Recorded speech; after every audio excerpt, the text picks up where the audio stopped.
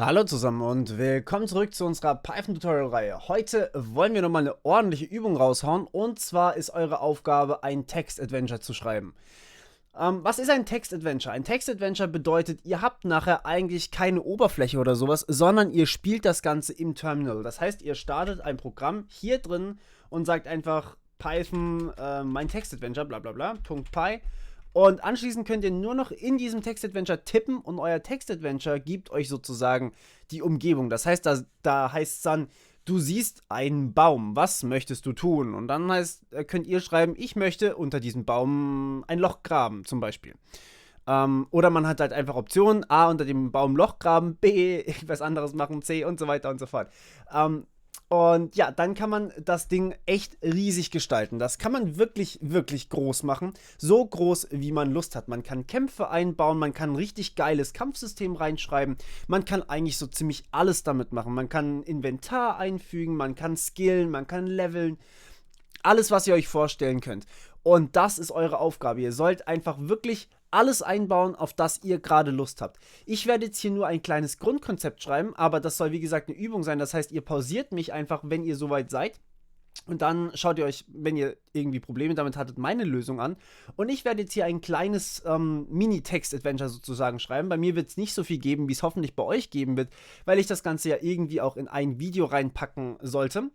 Aber ja, wenn ihr Bock habt, dann könnt ihr das erweitern bis auf, ja, auf Teufel komm raus sozusagen. Okay, also jetzt bitte pausieren und dann starten wir. Und jetzt geht's los. Okay, was wir zuerst einmal brauchen, und ich fange jetzt wirklich sehr simpel an, ist, wir brauchen natürlich den Zweig, wo es dann auch tatsächlich am Ende ausgeführt wird.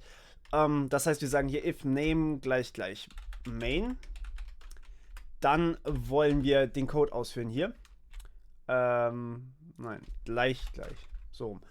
Und dann wollen wir den Code hier ausführen. Das ist sozusagen der Code, der unser Programm startet. Wie gesagt, wir müssen uns nicht um Grafik oder irgendwas kümmern, sondern wir haben eigentlich was relativ Simples hier. Wir können einfach sagen, okay, wir wollen einen neuen Spieler erstellen. Das heißt, ein Player und P oder, ja, nennen wir ihn P. Player ist gleich Player. Der sollte am Ende einen Namen haben. Also, Achtung, das ist jetzt alles absichtlich hier rot unterklingelt. Damit weiß ich nachher, was ich eigentlich alles noch machen muss. Das mache ich jetzt manchmal ganz gerne, wenn ich wirklich von Grund auf sozusagen anfange. Und das ist jetzt sowas. Im Normalfall plant man Software vorher. Das heißt, wenn ihr wirklich was Riesiges schreiben wollt, dann überlegt euch, ob ihr meine Software, wie habe ich sie genannt? Software entwickeln oder sowas. Playlist anguckt. Und dort findet ihr dann irgendwie Informationen, wie ihr zum Beispiel Klassen planen könnt und so weiter und so fort. Okay, also was wollen wir denn jetzt hier machen? Naja, erstmal muss natürlich unser Spieler auch wissen, was er eigentlich alles machen kann. Er weiß ja gar nicht, wie er das ganze Ding steuern soll.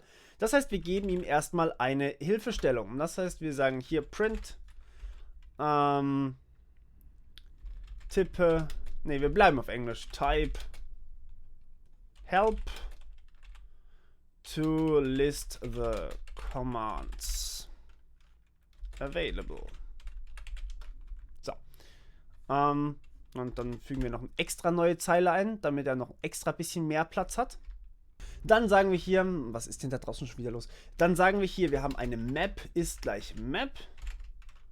Ja, das passt erstmal so. Und auf dieser Map sind wir nachher irgendwo. Das heißt, wir können uns nach vorne bewegen, nach rechts bewegen, nach links bewegen und nach hinten bewegen. Das heißt, wir können umdrehen quasi. Und darauf können wir hin und her laufen. Und je nachdem, wo wir eben gerade sind, wollen wir irgendwas ausgeben. Das heißt, im Endeffekt ist es ja immer dasselbe in dem Spiel. Man hat eine While-True-Schleife, das Ding nennt sich sogar Game Loop. Und die wird einfach dauerhaft ausgeführt. Außer man möchte eben raus, das heißt, man kann irgendwas machen, sozusagen Selbstmord gehen, das könnte man eigentlich einfügen. Und man kann, während man hier drin ist in dieser Schleife, kann man einfach alles mögliche machen, also laufen, kämpfen und so weiter und so fort. So, jetzt sagen wir hier für Command, ich bin zu voll für alles, na okay, wir machen vielleicht Command. Command ist gleich Input und wir sagen hier, was möchte er denn tun? Ne, das ist zu lang, wenn wir das jedes Mal machen, wir machen einfach sowas hier. Genau, damit steht quasi fest, was er tun möchte. Anschließend sagen wir hier, Command ist gleich, wir brechen das, wisst ihr was? Das kann man auch direkt hier machen. Wir splitten das Und zwar am Leerzeichen. So, also als Beispiel, wenn wir hier jetzt eingeben, Fight. Achso, wir könnten es vorher noch in Kleinbuchstaben konvertieren. Punkt lower. Ups, lower. Und wenn wir hier jetzt zum Beispiel eintippen, Fight, was könnte man da für Parameter benutzen? Wir machen was anderes. Pick up X. Dann kann man jetzt sozusagen eine Axt aufnehmen. Und das hier wäre jetzt sozusagen unser Kommando. Das Ding hier. Während das hier wäre das, was wir aufnehmen wollen. Also quasi unser Parameter. Also können wir hier zum Beispiel sagen dann, okay, Command von 0, also Command von 0 ist quasi Pickup und Command von 1 wäre die X. Das heißt, wir können hier einfach sagen, okay, wir haben eine Liste an Commands. If Command von 0 in Commands, das machen wir nachher als Dictionary. Dann wollen wir Commands von Command von 0 ausführen. Das wird dann eine Funktion sein, so habe ich das zumindest vor. Wird eine Funktion sein und hier wollen wir dann, wir müssen erstmal überprüfen, ob wir überhaupt welche haben. If Command, len von Command, besser gesagt. Wenn die größer ist als 1, dann wollen wir das hier machen und wollen alle Kommandos, beziehungsweise Command von 1 bis Ende, wollen wir hier quasi als Parameter übergeben. Ansonsten wollen wir einfach nur Commands von Command von 0 ohne Parameter aufrufen. Genau, so. So, sehr gut. Okay, das sind also alle unsere Befehle und die wollen wir dann quasi hier drin aufrufen. Das Problem ist, dass wir jetzt hier auch noch den Player mit übergeben müssen. Der Player sollte vielleicht immer das erste sein und dann haben wir hier nochmal den Player rein, weil ohne den Player kann man hier quasi nichts machen, beziehungsweise je nachdem müssen wir sogar die Map benutzen. Fällt mir gerade so auf. Mal gucken, wie wir das machen. Ich glaube, ich schmeiß das nochmal raus hier. So, okay. Wir nehmen jetzt, doch, wir machen hier einfach P und Map rein, jeweils als zwei Befehle, P, Map und das war's. Hier nicht mehr. Okay. Und ansonsten, naja, was passiert ansonsten? Dann haben wir irgendeinen Befehl eingegeben, der nicht gefunden wird. Das heißt, wir sagen hier else print you run around in circles and don't know what to do. So, okay, das ist schon mal ein ganz gutes Grundkonzept und ja, jetzt können wir einiges machen. Jetzt können wir erstmal die ganzen Befehle und Player und Map implementieren. Und das ist eigentlich auch relativ gut. Ich meine, wir machen das hier jetzt so lange, bis wir sterben. Wenn wir sterben, dann exiten wir sowieso das Programm, weil es gibt nur ein einziges Leben. Und wir können natürlich auch quitten. Das wird unter den Commands drin sein. Dann begehen wir Selbstmord. Das habe ich mir schon vorgenommen. Das machen wir. Okay, cool. Und das heißt, mit was wir anfangen wollen, ist natürlich die Commands, damit wir ungefähr mal wissen, was wir eigentlich machen wollen. Commands ist gleich. So, jetzt, was können wir alles tun? Oh, wobei, wir brauchen eins. Ich würde sagen, was wir auf jeden Fall gerade schon gesagt haben, ist quit. Wir können quitten. Dann sagen wir, das wird sein quit. Wobei, halt mal, wir haben hier als ersten Parameter den Player. Das heißt, wir können hier tatsächlich über... Ne, wir machen das anders. Quit ist eine Funktion. Die werden wir noch programmieren. Dann selbstverständlich, das sollte eigentlich sogar noch oben drüber, help, die Hilfe ausgeben. Weil wir haben ja hier gesagt, type help to list the commands available. Also können wir hier sagen help. Und, also wie gesagt, wir rufen das immer mit den Parametern Player und Map auf. Das sind quasi Funktionen, die wir noch implementieren müssen. Ja?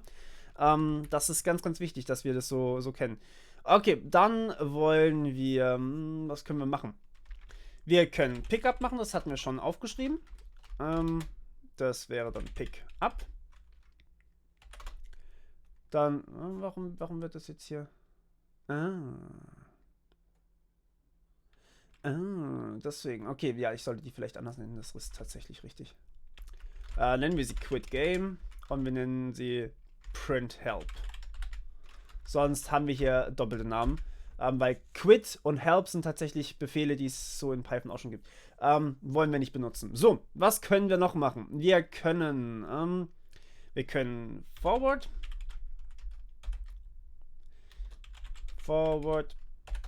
und wir können right,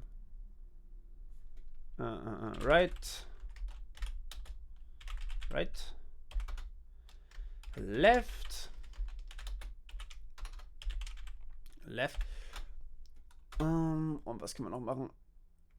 Wobei, wisst ihr was? Ich glaube, wir können es tatsächlich so machen, dass wir das hier gar nicht brauchen. Wir brauchen solche Befehle eigentlich gar nicht. Fällt mir gerade so auf. Also das lassen wir jetzt erstmal raus, glaube ich. Und das könnt ihr dann, wenn ihr es braucht, selbst implementieren. Müssen wir jetzt aber tatsächlich nicht machen. Ich will verhindern, dass hier irgendwelche Fehler geschehen. Aber ich glaube, wir brauchen es echt nicht. Also right, left, forward und backwards. So. Dann, also das sind unsere Move-Befehle. Wir können was aufnehmen, wir können Hilfe holen, wir können es beenden. Jetzt können wir noch Fight machen. Wir wollen natürlich auch kämpfen können. Da könnt ihr euch wirklich austoben. Beim Kampfsystem kann man richtig, richtig viel machen. So, was können wir noch tun? Wir können hier Save machen. Das ist dann was ich nicht mehr implementieren werde, was ihr implementieren werdet.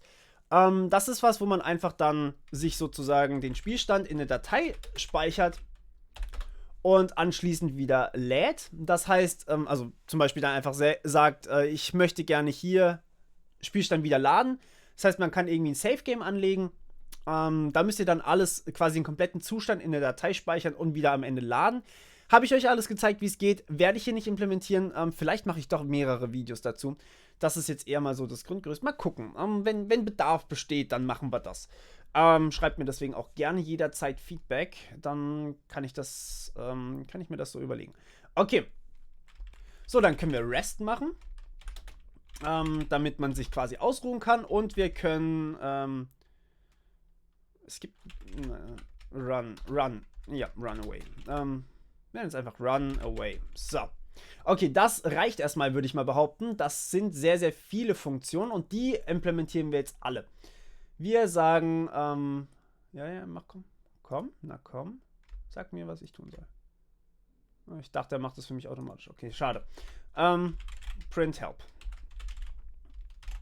So, beachtet immer, wir kriegen einen Player mit, P, und wir kriegen eine Map, M mit. Also jedes Mal, wenn wir eine Funktion aufrufen, haben wir hier so festgelegt, ich soll das vielleicht vorher festlegen, haben wir hier überall so festgelegt, wir kriegen den Player und wir kriegen die Map. Das ist okay so, das wollen wir auch. Und wir brauchen noch hier oben drüber, das schreibe ich direkt mal hierher, müssen wir noch machen, Class Player, Pass und Class Map, Pass. So. Okay. Print help. Ich würde sagen, unsere Namen hier sind relativ eindeutig. Ihr könnt euch da verkünsteln, mache ich jetzt hier nicht. Wir können einfach sagen, hier print commands.keys. Das ist alles, was wir hier aktuell tun können. Das ist okay für mich. Wir können einfach hier wirklich alle solche Dinge... Was ist denn los mit dir? Achso, vielleicht soll ich das unten drunter schreiben. Ja, ich weiß. So. Okay. Wir printen einfach help, quit, pickup und so weiter und so fort. Die geben wir halt einfach alle aus. Okay. Dann, nächste Funktion, die wir haben wollen, ist quit. Dev quit. Player und Map. Print you commit suicide and leave this world. Exit 0. Okay. Das wollte ich schon immer mal machen. Gut. Jetzt haben wir noch mehrere andere Arten. Jetzt können wir hier Pickup, Forward, Right, Left, Backwards, Fight, Save, Load, Rest und Run noch machen. Dev, wir machen jetzt erstmal Dev. Ne, wir machen zuerst die links, rechts. Dev, wir fangen Forward an. P, M. Und das geben wir einfach nur direkt weiter an die Map. Wir sagen einfach nur direkt Map.forward. So, dann, das machen wir im Endeffekt mit allen. Deswegen pausiere ich euch da jetzt mal dafür. Habe hier noch einen kleinen Fehler gefunden. Ich habe aus Versehen wieder Quit geschrieben. Das heißt natürlich Quit Game. Und dann wollen wir noch die Funktion Save. Die parsen wir, wie gesagt, das ist eure Aufgabe. Die Funktion Load, die parsen wir auch. Parse. So, und dann haben wir noch Fight, Rest und Runaway. Und natürlich Pickup, die machen wir gleich. Jetzt fangen wir erstmal mit den Klassen an. Warum fangen wir jetzt erst mit den Klassen an? Naja, weil Pickup, Fight, Rest und Runaway ganz eindeutig auf viele verschiedene Sachen davon zugreifen. Wir fangen mit der Klasse Map an, weil ich mir irgendwie überlegt habe, dass die vielleicht für die vielen Sachen irgendwie wichtiger sein könnte. Definit, so, was sagen wir jetzt hier? Wir sagen self.state ist gleich so. Wie wollen wir das Ganze jetzt aufdröseln? Das Ganze ist ein zweidimensionales Array, wenn wir oder zweidimensionale Liste, wenn wir das so wollen, weil eine Liste würde ja im Endeffekt nur beinhalten, wir können nach vorne und nach hinten gehen. Wir können weder rechts, weder rechts noch links. So. Das heißt, Self.state ist erstmal eine zweidimensionale Liste. Und jetzt müssen wir die irgendwie füllen mit irgendwelchen spannenden Feldern. Das heißt, wir brauchen eine neue Klasse mit Feldern sozusagen. Das heißt, Class Field, nenne ich die jetzt einfach mal. Aktuell wieder mal nur Parse, damit wir sie hier verwenden können. Wir wollen sozusagen hier einfach random irgendwelche Felder am Ende haben. Und dazu sagen wir for i in. So, jetzt könnten wir eigentlich noch beim Initialisieren angeben, wie groß unsere Map sein soll. Width und Height. For i in Width und for j in Height. Quatsch. In Range von dem. Ups. Na? Komm schon. Okay, so lange wollen wir sozusagen neue Random Fields erstellen. Das machen wir mit field.genRandom. Damit möchte ich sozusagen ein neues zufälliges Feld erzeugen. Das heißt, wir können hier oben eigentlich schon diese genRandom-Funktion reinschreiben. Def.genRandom. Und nein, das wird eine statische Methode. Das heißt, wir sagen hier add static method. So, was wird die tun? Das schauen wir mal. Okay, das heißt, wir generieren jetzt hier immer random Felder sozusagen. Und jetzt müssen wir die natürlich noch irgendwie in unseren Zustand einfügen. Das heißt, ich nenne es hier einfach mal Fields ist gleich eine Liste. Und die hängen wir jetzt an Fields hinten dran. Fields.append. So, dann haben wir sozusagen eine Liste. Und können jetzt hier sagen, okay, das können wir eigentlich rausschmeißen. Self.state.append Fields. So, damit haben wir sozusagen also hier generieren wir eine Liste an Feldern und diese Liste an Feldern wird hier quasi immer rangehängt und hier reingepackt und am Ende packen wir diese Liste hier da dazu und generieren uns quasi eine neue Liste und so weiter und so fort. Damit generieren wir einfach zufällige Felder. Okay, so, sehr schön. Jetzt haben wir immerhin irgendwas, was interessant ist. Jetzt können wir damit irgendwas tun. Und das wollen wir dann hier unten machen mit den ganzen Funktionen hier. Vielleicht sollten wir noch. Wobei, nee, das machen wir eh immer. Und zwar. Jedes Mal, nachdem das Command aufgerufen wurde. Oder sogar nachdem nicht mal ein Command ausgerufen wurde. Sagen wir. Nee, halt, stopp. Sagen wir map.printstate. Okay, print state müssen wir auch noch implementieren. Def print state. So. Okay. Für was ist jetzt print state zuständig? Print state sagt uns einfach, was da gerade so passiert. Das heißt, was auf unserem aktuellen Feld eigentlich gerade ist. Aktuelles Feld bedeutet, wir stehen ja immer auf einem Feld. Das heißt, wir sehen nicht alle Felder, sondern wir befinden uns immer genau auf einem Feld. Das heißt, wir sagen self.x ist gleich 0. Self.y ist auch gleich 0. Und jetzt können wir hier unten das ganze Ding ausgeben, denn wir können ja jetzt einfach nachgucken, oder was x und y macht. Das heißt, wir sagen hier, wir wollen ausgeben, also wir haben ja da sehr viele verschiedene Fields. Das heißt, wir sagen self.state von x, von y, Moment, das ist aber keine Liste mehr, Bro. Das ist jetzt was anderes. Print State. So, das ist eine Methode, die für unser Field nachher da ist. Ja, ich bin doof. Self.state. Punkt, die sozusagen dafür da ist, dass wir hier den Zustand von unserem Feld ausgeben, weil im Endeffekt ist dieses Print State nur ein, ja, was gibt's gerade auf dem Feld, wo ich bin. So, das heißt, da wird dann nachher rauskommen, hey, hier hat's einen Gegner oder hey, hier hat's ein geiles Item, Loot, was auch immer. Und das können wir dann machen, genau.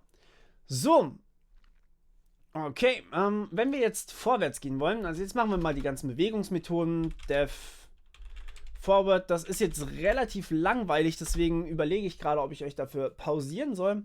Ich glaube, das mache ich auch. Bis gleich. Wobei, nee, für die erste muss ich euch quasi noch mitnehmen. Und zwar Dev Forward sagen wir hier quasi, okay, wir gehen eins weiter. Und zwar in Richtung, naja, jetzt ist quasi die Auslegung, für was ist für uns vorwärts. Ich sehe es jetzt mal als, egal. Wir sagen einfach hier, wir wollen x erhöhen, self.x ist gleich, nee, Moment, wir müssen das noch abfangen.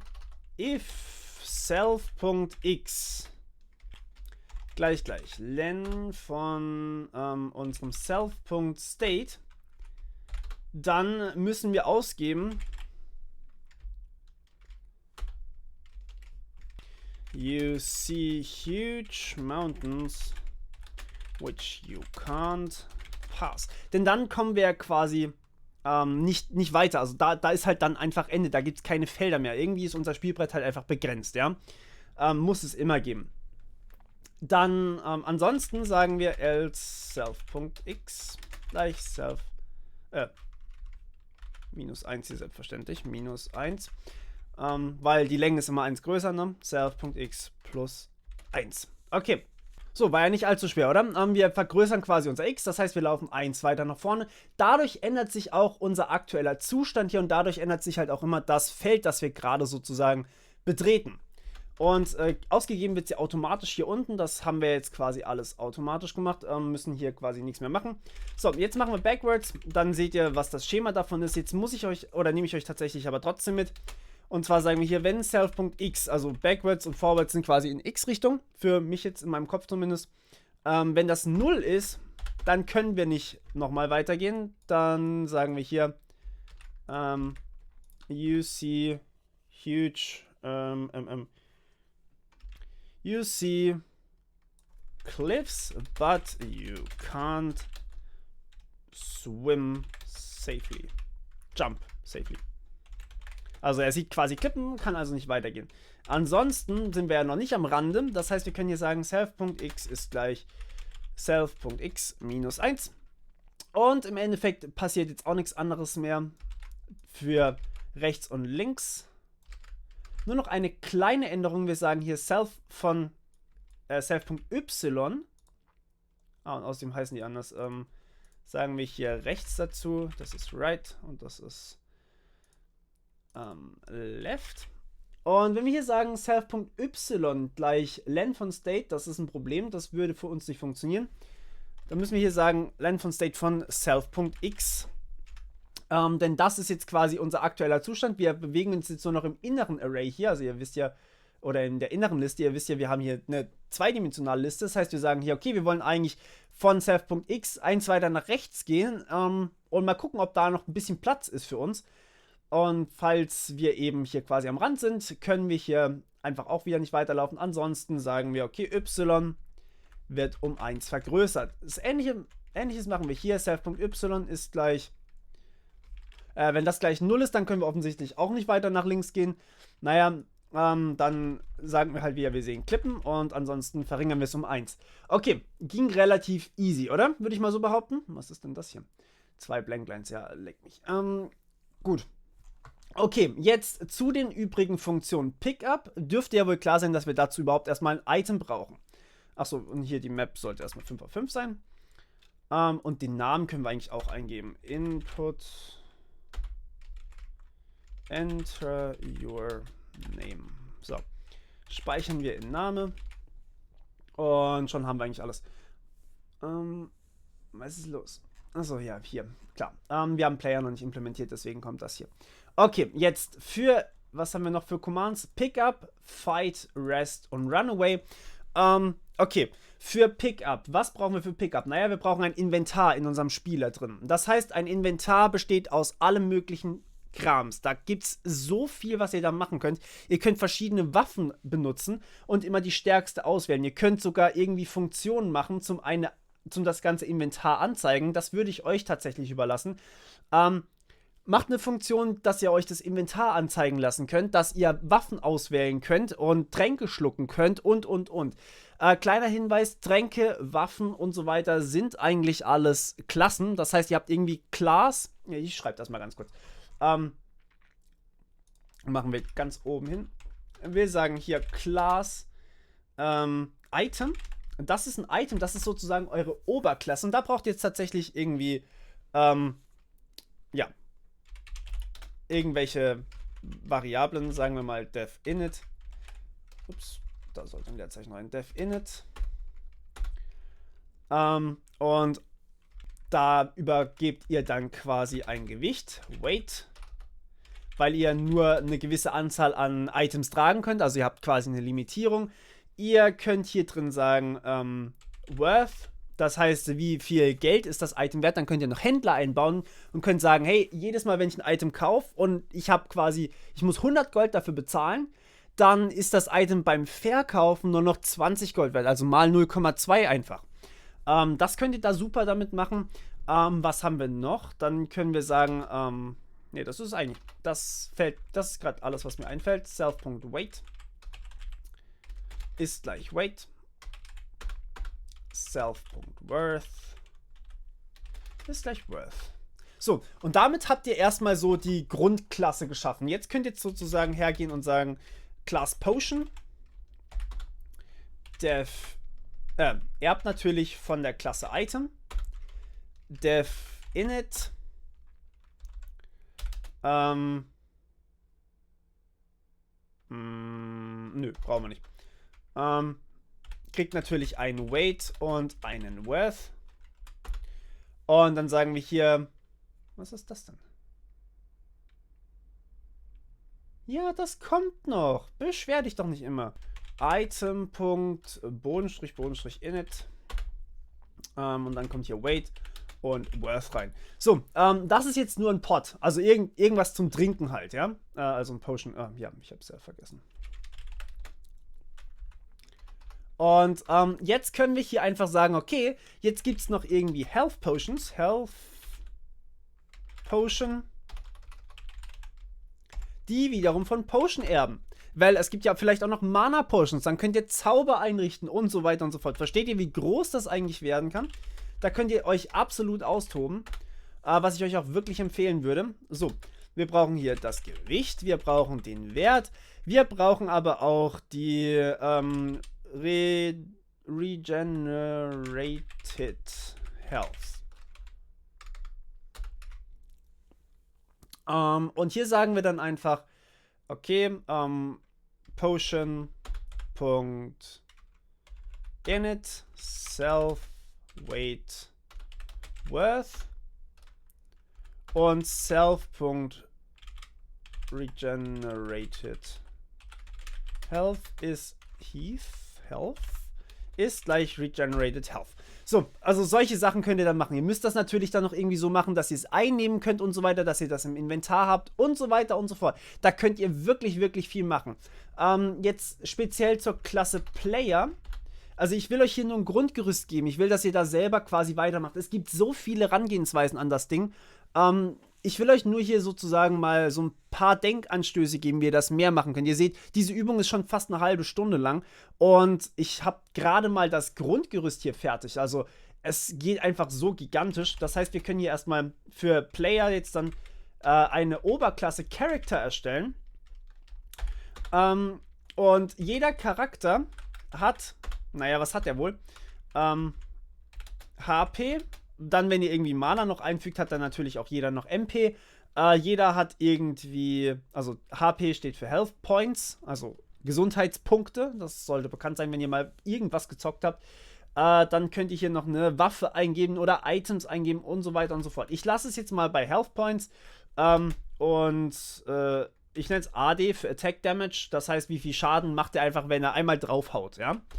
Und dann sagt ihr hier self.hp ist gleich HP. Also, wenn ihr irgendwie mehr Denkanstöße wollt, dann schaut euch zum Beispiel wie es MOBAs machen. Die haben da haben die Charaktere noch eine Bewegungsgeschwindigkeit, noch Mana, sie haben Fähigkeiten, sie haben Schadenspunkte für Magie, sie haben Schadenspunkte für Schlagen, sie haben quasi eine Anzeige, wie oft können sie zuschlagen, also wie schnell hintereinander und so weiter.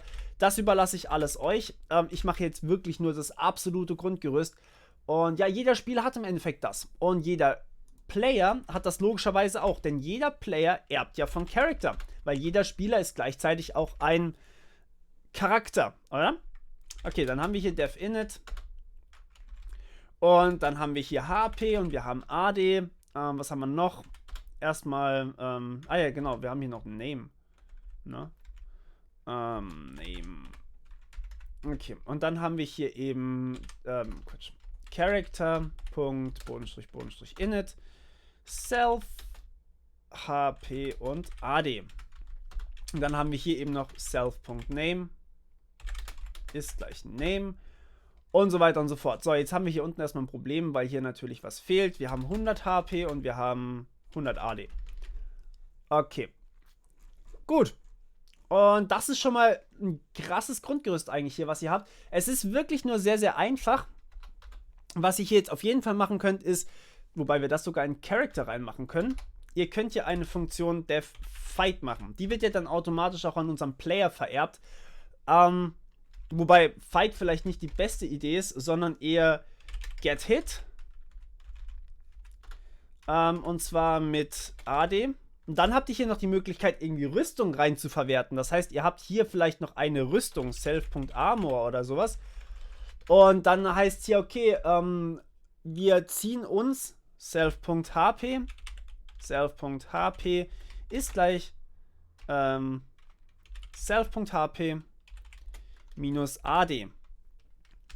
Und falls ihr hier dann irgendwie noch mit Rüstung arbeitet, könnt ihr sagen, okay, ich mache irgendwie AD durch self.armor oder sowas. Also das könnt ihr quasi alles selbstständig noch ergänzen. Das lasse ich jetzt einfach mal tatsächlich raus.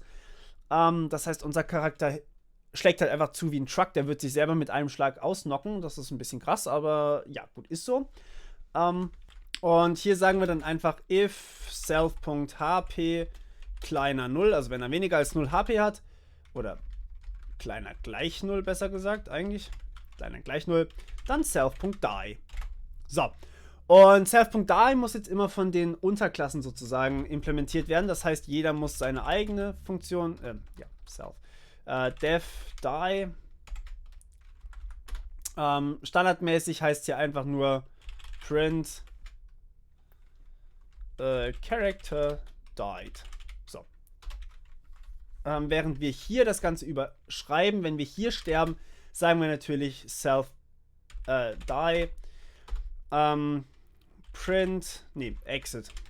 Exit, you died. Try again.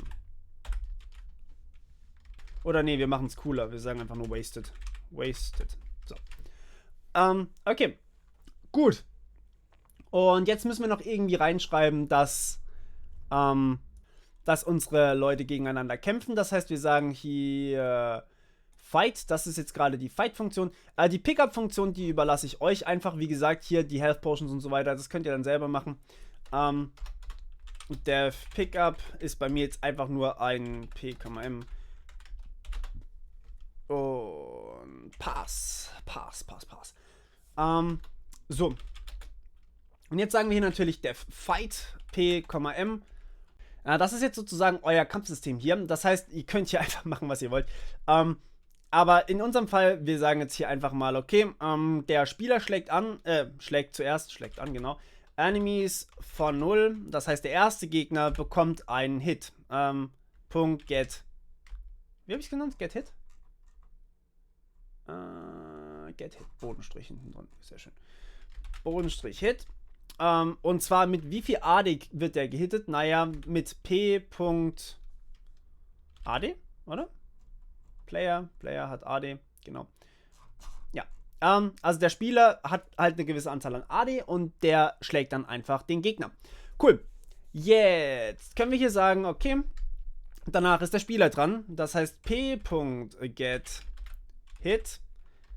mit, naja, welcher AD wird da wohl gehittet? Enemies von i.AD. Er kriegt einfach von jedem einmal schön auf die Fresse.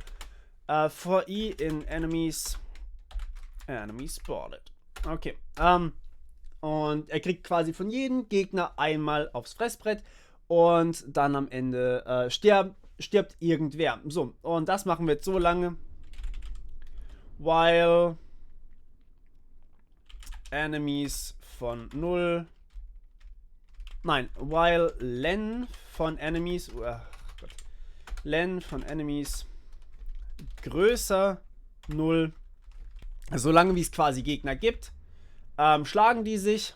Das sollten wir einrücken hier. Und jetzt sagen wir hier natürlich for i in enemies. Wobei, halt, stopp, das sollten wir vielleicht vorne dran machen, ne? If enemies von. Quatsch. Ich habe gerade irgendwie nicht die Python-Syntax im Kopf. Ich weiß nicht wieso, aber eigentlich muss ich hier nur i schreiben. If i.is alive. Also sorry, wenn da ein paar Bugs drin sind. Das kann durchaus vorkommen. Vor allem, weil ich jetzt hier das Ganze nicht ausprobiert habe, sozusagen, beziehungsweise gerade nicht ausführe. Wenn er noch am Leben ist, dann schlägt er zu. Ansonsten ist er logischerweise tot, ne? Also der Gegner, den wir gerade geschlagen haben. Tatsächlich fällt mir gerade auf, dass das eigentlich so überhaupt nicht sein muss, weil wir schlagen hier nur den ersten Gegner. Also wir schlagen immer nur den ersten Gegner. Das heißt, if enemies von 0.is dead,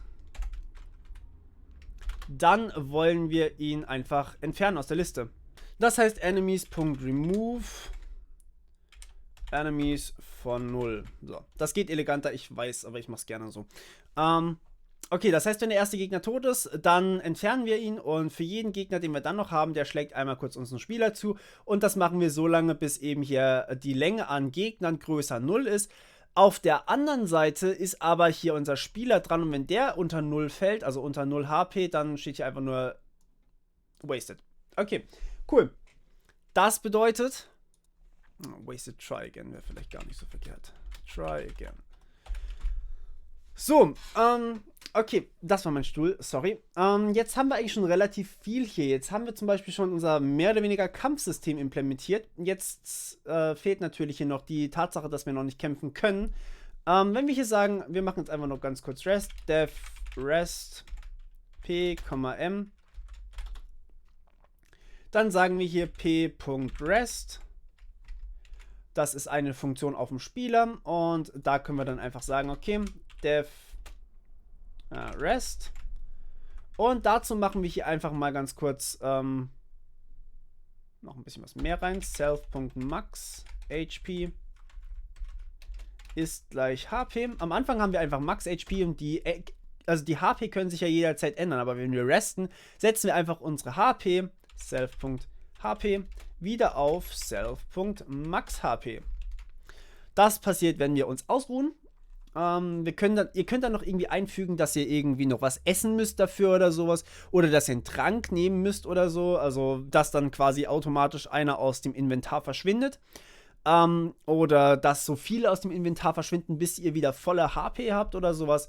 Das funktioniert auch. Runaway mache ich jetzt nicht mehr. Das ist dann eure Aufgabe auch. Das wird einfach zu krass. Und ja, das ist jetzt so ein bisschen unser Grundgerüst. Jetzt haben wir nur noch ein Problem. Unsere Felder, die wir hier generieren, die sind einfach noch komplett leer. Und wir haben auch noch kein Inventar. Wie gesagt, das überlasse ich auch euch. Unsere Felder sind aber noch leer. Jetzt, das sollten wir vielleicht noch tun, oder? Damit wir es überhaupt mal spielen können. Und dazu sagen wir, okay, wir brauchen für ein Feld folgende Sachen. Def init.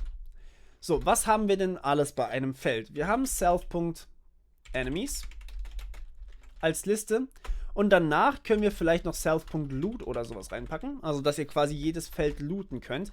Das ist dann im Endeffekt eine Liste an Items und das da oben ist eine Liste an Gegnern einfach.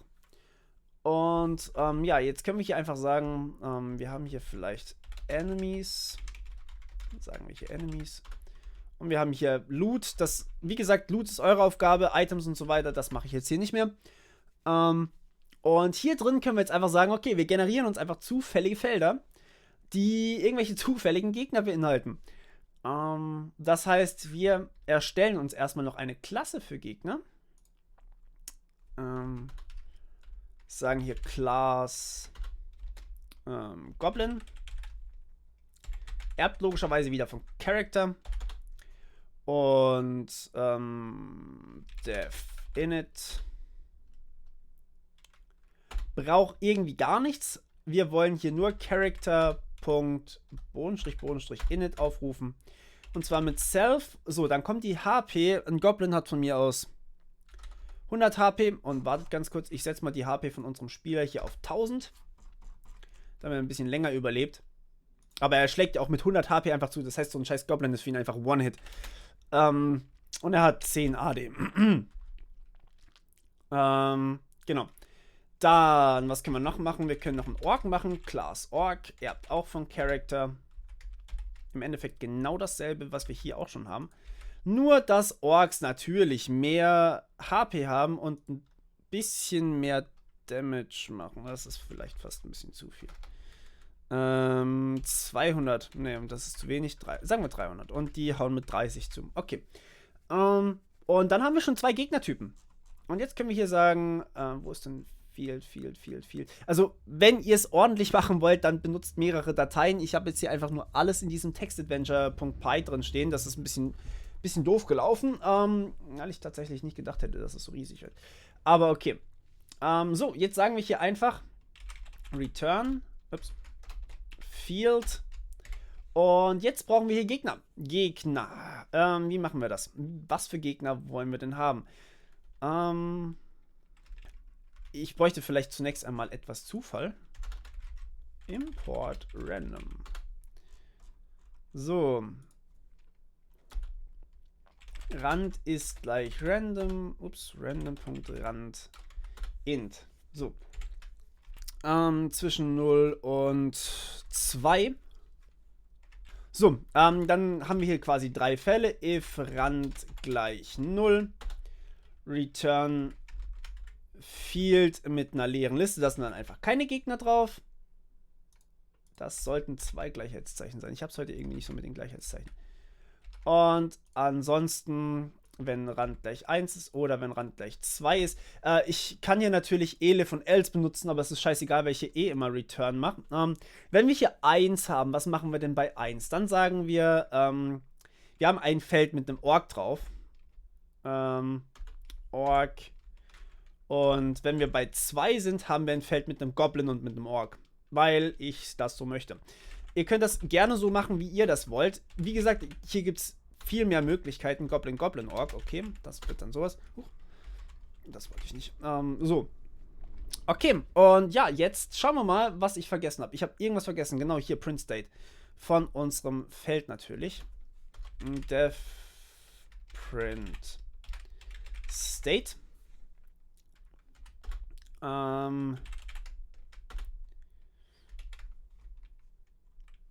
Und vielleicht sollten wir hier dann auch noch.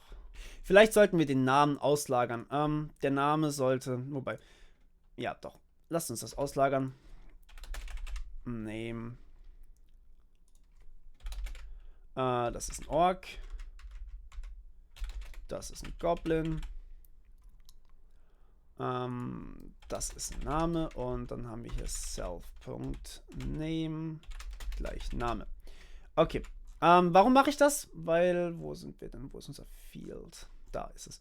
Weil wir hier natürlich irgendwie ausgeben müssen, was wir alles haben. Also, you look around and see.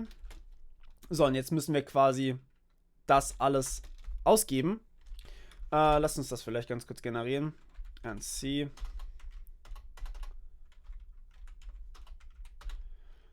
Wir machen das jetzt sehr billig. Wie gesagt, macht das ruhig gerne schöner. For in enemies.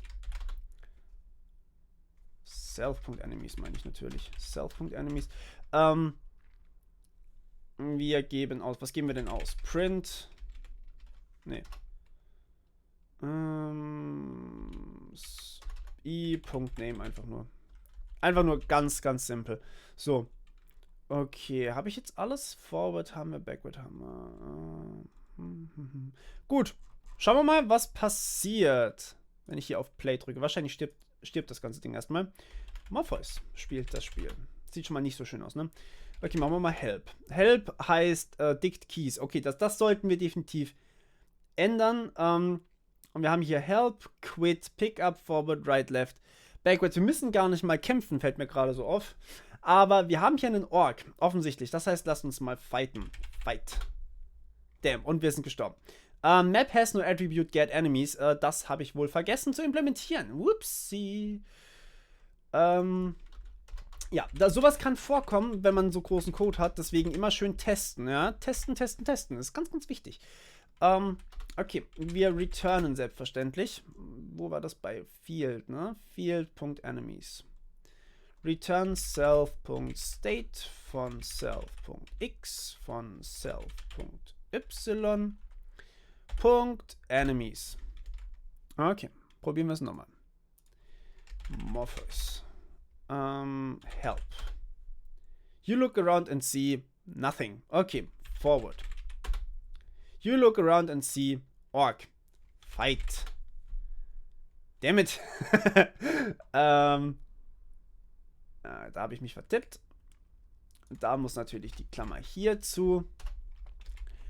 Und ja, mal gucken, was sonst noch alles kaputt geht. Morpheus spielt das Spiel wieder mal. Help. You look around and see wir nichts. Mano, probieren wir mal was anderes aus. Was passiert denn, wenn wir backwards gehen? You see cliffs, but you can't jump safely. Das heißt, wir sind am Rande. Was passiert denn, wenn wir nach links gehen? You look around and see you see cliffs, but you can't jump safely. Also wie gesagt, hier müsst ihr einfach noch wirklich viel Feinarbeit reinstecken. So, jetzt gehen wir mal nach rechts. Da ist ein Orc, den bekämpfen wir jetzt. Und Orc has no... Ah, richtig. Is that habe ich noch gar nicht implementiert. Character muss das eigentlich implementieren. Ups. Death is dead. Return self.hp kleiner gleich 0. Also wenn die HP kleiner gleich 0 sind, dann geben wir True zurück. Ansonsten geben wir halt False zurück. Okay, Help. Wieder nichts. Mano. Forward. Wieder nichts. Dammit. Rechts. Orc. Fight. Character died. Dammit. Okay, wir sind gestorben. Ah ne, halt, stopp. Wir sind nicht gestorben. Aber wir haben auch überhaupt keine Ausgabe für unsere HP oder sowas. Wir haben keine Ahnung, wie viel HP wir haben. Was könnten wir eigentlich noch einbauen, dass wir quasi jedes Mal, wenn wir fighten, am Ende noch sehen, wie viel HP wir haben, aber nicht wie viel HP der Gegner hat. Print you are wounded and left and have p.hp left. Okay, probieren wir das Ganze nochmal. Morpheus spielt das Spiel. Und wir gucken mal. Help. Orc, yes! Okay, wir wollen ihn fighten, logischerweise. Dammit. Ich bin manchmal echt doof. Herrlich. Jetzt spielt nur noch M das Spiel. Help. Wieder ein Orc. You are wounded and have 970 HP left. You are wounded and have 940 HP left. Character died. Das war dann wahrscheinlich der Orc. You are wounded and have 940 left. Das mit dem Character könnten wir eigentlich ergänzen. Das haben wir, glaube ich, hier drin. Character, genau hier. Wie wäre es, wenn wir einfach hier reinschreiben, wenn self.name died? So, das wäre wahrscheinlich eindeutiger. Okay, dann sehen wir uns wieder um und sehen gar nichts. Der Orc hat halt nicht mal was gedroppt. Das ist sehr, sehr traurig. Bitte macht ein Inventar da rein. Es ist so unbefriedigend, da keine Drops zu haben. Wir gehen vorwärts. Forward. Orc. Fight. Oh. Langsam werden wir low. Forward. Oh, jetzt wird's hart. Fight. Boom. 750 HP. Aber, wir haben, glaube ich, echt alle gehauen, ne? Das ist echt krass. Das ist viel zu easy, das Game. Viel zu easy. Wir resten. Und wir gehen vorwärts. Jetzt sollten wir wieder Full HP haben. Und wir fighten. Ja, und wir sehen hier, wir hatten wieder Full HP. Das heißt, das Resten hat auch funktioniert. Und jetzt nach dem Kampf sind wir wieder bei Low HP. Und wir kämpfen wieder. Fight. Und wir haben wieder 700. Also, es funktioniert schon, ja. Es funktioniert. Es ist ganz easy eigentlich. Es ist zu easy. Das heißt, ich ziehe mir mal hier einfach HP ab. Und zwar, ich setze mich auf 200 HP und probiere das Ganze nochmal. Help. Oh, jetzt direkt am Anfang. Okay, Fight. 70 HP. Jetzt könnten wir uns ausruhen. Wir könnten uns ausruhen, aber wir tun es nicht. Wir wollen sterben jetzt. Wir sehen nichts, okay. Und wir fighten und jetzt sollten wir sterben. Goblin died, you are wounded, have 30 HP left. Goblin died, wasted, try again. Bam! Und das liegt halt an dieser Dynamik, dass halt jeder dich einmal kloppt, wenn du in der Gruppe bist. Also du kloppst quasi den ersten nur einmal, aber dann kloppen die dich halt alle einmal. Und jetzt sind wir gestorben. Cool. Das heißt, es hat wunderbar funktioniert. Also das ist jetzt echt so ein Grundgerüst. Ihr habt hier nicht viel, also ihr könnt so viel mehr machen. Ihr habt hier nur ein Grundgerüst damit. Ich bitte euch, erweitert das Ganze. Zeigt mir, beziehungsweise schickt mir oder postet einfach in den Kommentaren oder wo auch immer in allen möglichen Möglichkeiten, wo ihr was posten könnt. Schreibt mir, was ihr da gemacht habt und erweitert das Ganze. Das ist nämlich eigentlich ein geiles Grundkonzept, aber wie gesagt, ich bin hier ein bisschen limitiert. Ich glaube, ich habe jetzt schon fast eine Stunde. Und ja, baut da einfach noch ein bisschen dran rum. Wie gesagt, ein Inventar ist, glaube ich, hier relativ essentiell. Ansonsten ist es sehr, sehr unbefriedigend, Goblins zu kloppen. Aber ansonsten war's das von meiner Seite. Wir hören uns bis zum nächsten Mal. Ciao.